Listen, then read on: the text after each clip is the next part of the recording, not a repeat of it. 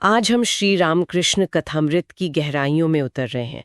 खास तौर पर श्री रामकृष्ण परमहंस की जो शिक्षाएं हैं भक्ति और ज्ञान पर। हाँ, ये दो मुख्य रास्ते ईश्वर तक पहुंचने के। बिल्कुल। तो ये कैसे काम करते हैं? क्या ये अलग अलग हैं या फिर कहीं ना कहीं जुड़े हुए हैं?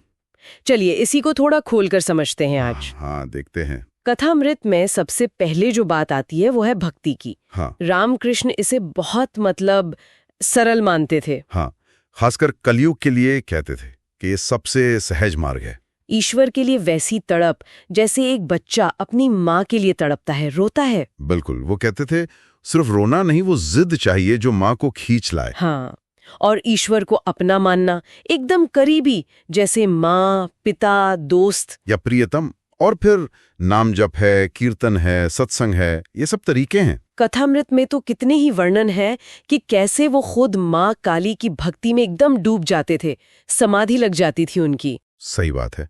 और देखिए, दिलचस्प यह है कि रामकृष्ण इसे सिर्फ भावुकता नहीं मानते थे। अच्छा। हाँ, वो इसे चित्त शुद्धि का मतलब मन को साफ करने का एक बहुत शक्तिशाली साधन मानते थे।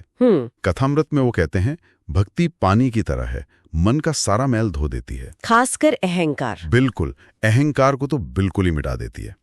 तो ये सिर्फ पुकारना नहीं है, ये है खुद को सौंप देना पूरी तरह। ठीक है, लेकिन फिर ज्ञान मार्ग भी तो है, उसकी भी बात रामकृष्ण काफी करते हैं। हाँ, ज्ञान मार्ग, जिसका सार है कि मैं और ईश्वर एक हैं, वो अद्वैत सत्य। हाँ, वेदांत का जो महावाक्य है, अहम ब्रह्मास्मि, मैं ही ब्रह्म हूं, इस बोध तक पहुंचना। लेकिन साथ ही वो चेतावनी भी देते थे। बिल्कुल, कथामृत में वो साफ कहते हैं कि ये मार्ग कठिन है, तलवार की धार पर चलने जैसा। क्यों? ऐसा क्यों? क्योंकि इसके लिए चाहिए तीव्र वैराग्य, मतलब संसार से मन को पूरी तरह हटाना पड़ता है, एकदम डिटैचमेंट। और यहीं पर शायद वो माया का कॉन्सेप्ट आता है। हाँ, बिल्कुल। रामकृष्ण कहते थे माया एक पर्दे की तरह है, या जैसे बादल सूरज को ढक लेते हैं, आत्मा और परमात्मा के बीच। अच्छा। ज्ञान का काम है उस पर्दे को हटाना, चीर देना। पर इसमें एक खतरा भी बताते थे वो। हाँ, वो चेताते थे कि अगर मन शुद्ध नहीं है, मतलब भक्ति से तैयार नहीं है, तो ज्ञान का दावा खतरनाक हो सकता है। कैसे? वो सिर्फ किताबी ज्ञान या कहें कि अभिमान बनकर रह जाता है। इसीलिए वो कहते थे पहले भक्ति करो, मन को नरम बनाओ, तैयार करो। और यहीं पर ये दोनों रास्ते मिलते हुए लगते हैं। कथामृत पढ़ते हुए ऐसा लगता है कि वो इन्हें विरोधी नहीं मानते थे। बिल्कुल नहीं, पूरक मानते थे, कॉम्प्लीमेंट्री। एक ही मंजिल के दो रास्ते, या शायद एक ही साधना के दो पहलू। सही कहा।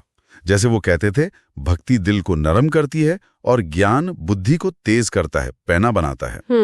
कथामृत में एक जगह वो कहते भी हैं पक्के ज्ञानी और पक्के भक्त में कोई भेद नहीं, दोनों एक ही जगह पहुंचते हैं। तो ये संतुलन जरूरी है। बहुत जरूरी।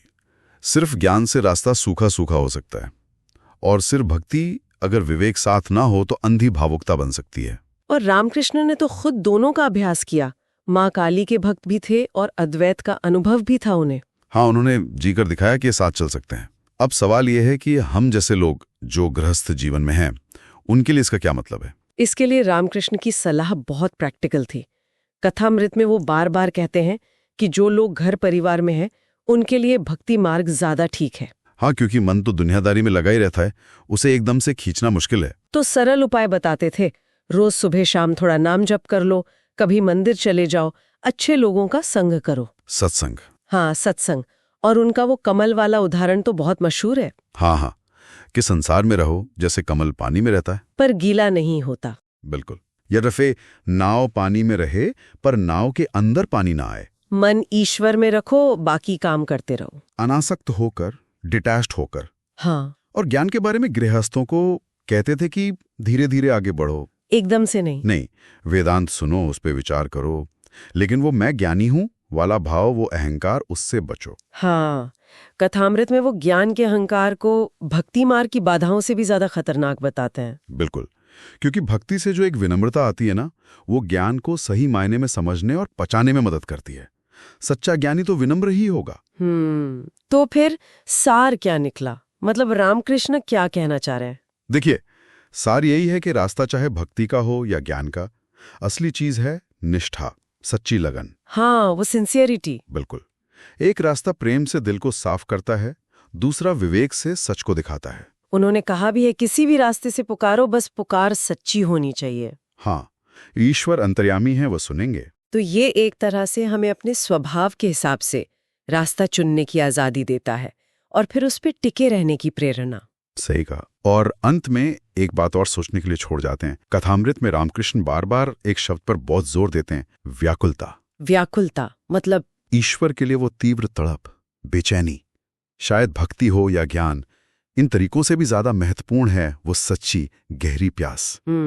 आज की दुनिया में जहां ध्यान भटकाने के लिए इतनी सारी चीजें हैं, हाँ ये तो है, उस सच्ची व्याकुलता को जगाए रखना, उसे बनाए रखना, शायद यही सबसे बड़ी चुनौती है और शायद यही असली साधना भी।